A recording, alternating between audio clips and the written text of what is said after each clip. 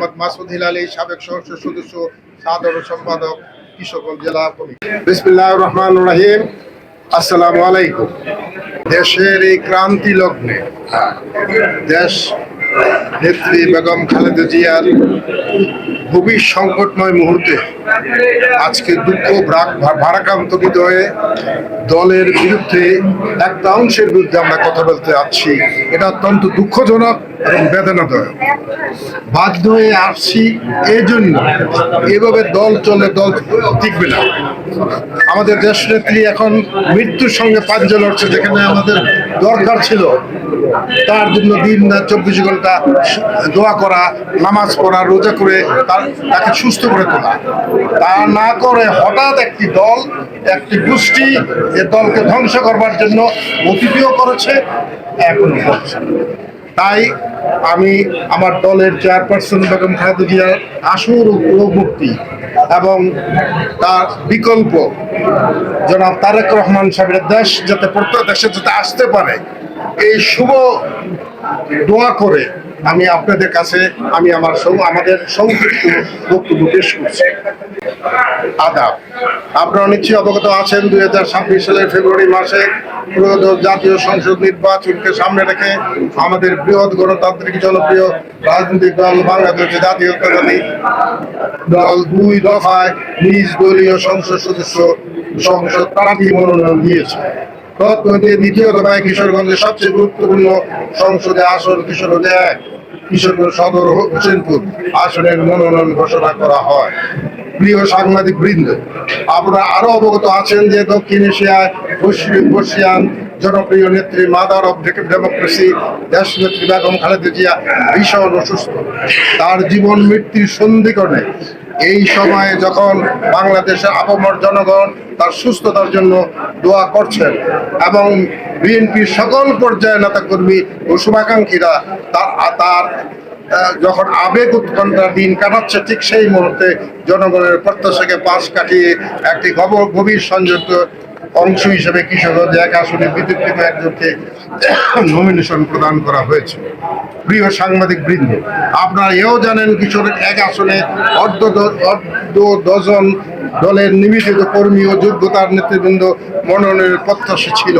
তৎমধ্যে দেখতেই পাচ্ছেন এখানে উপস্থিত আছেন সাবেক এমপি আমি নিজে ও সাবেক সাধারণ সম্পাদক মোহাম্মদ মাসুদ হিলালী, সাবেক বিভাগীয় জজ এবং সাবেক মনোনয়নপ্রাপ্ত 18 সালে জনাব রেজাউল করিম চুন্নু, জনাব রুহুল হুসাইন, জনাব শরীফুল ইসলাম, জনাব খালেদ সাইফুল্লাহ সোহেল, বিবিসহ জহুরুল ইসলাম মুবিন অন্যতম।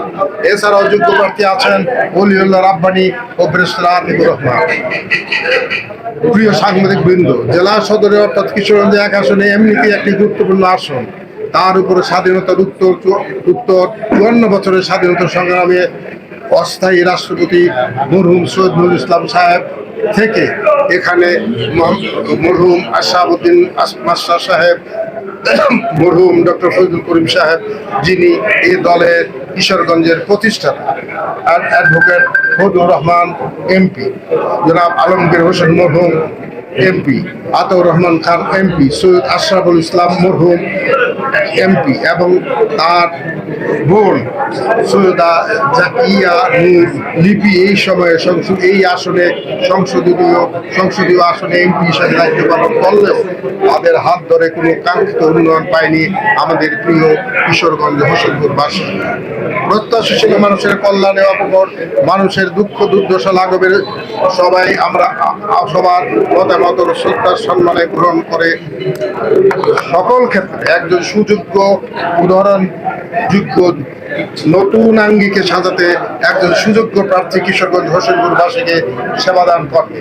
কিন্তু অত্যন্ত দুঃখ পরিতাপের বিষয় যে কিশোরগঞ্জ 1 আসনে পুনরায় শোভনের দৃষ্টি পড়ায় কোনো ব্যক্তি বা গোষ্ঠীর স্বার্থে হীন স্বার্থে চরিতার্থ করার জন্য মনোনয়ন প্রত্যাশী উচ্চ শিক্ষিত থেকে ফ্যাসিস্ট সরকারের দ্বারা নির্যাতিত নিগৃহীত সকল প্রার্থীদের পাশ কাটিয়ে ষড়যন্ত্রকারী একক গোষ্ঠী ব্যক্তি খুশি করার কারণে একজনকে মনোনয়ন প্রদান করা হয়েছে, যিনি ইতিপূর্বে কিশোরগঞ্জ পৌরসভার 2 বার মনোনীত মেয়র প্রার্থী হয়েও পাশ করতে পারেননি।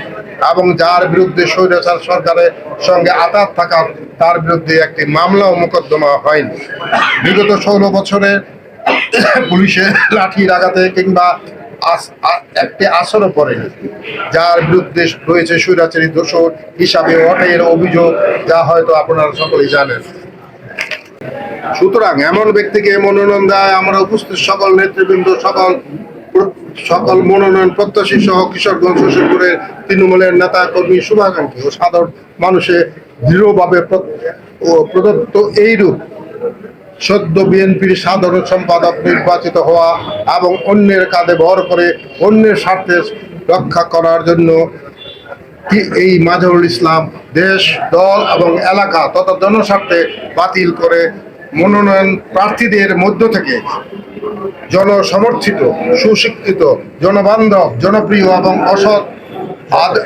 সৎ আদর্শ যোগ্য এবং যে কোনো একজন নেতাকে মনোনয়ন দেওয়ার জন্য আজকের এই সম্মেলন থেকে আমি জোর দাবি জানাচ্ছি।